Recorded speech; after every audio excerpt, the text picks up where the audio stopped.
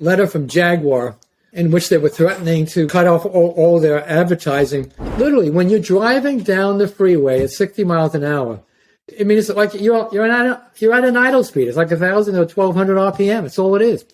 And it's giving you 25 or 30 miles per gallon. And, I mean, it's clean. It's not giving you any emissions. And it's all because of what we've been able to do with that microchip. Last year, I was locked down in Australia for 6 months. I sat down one day and said, you know what?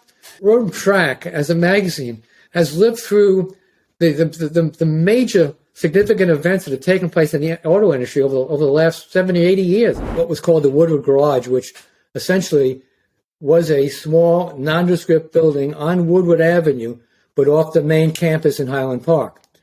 And being off the main campus meant that nobody except the people working there knew what was going on. A Dodge Dart, an A-body, got a two-barrel carburetor that actually gave it some fuel economy and that the thing would start and run. I worked on the Barracuda with the Hemis.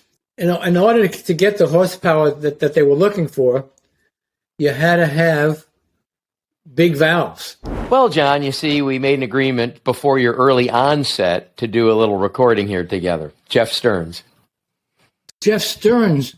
My agent told me I was talking to Howard Stern today. This has been Jeff Stearns, Connected Through Cars.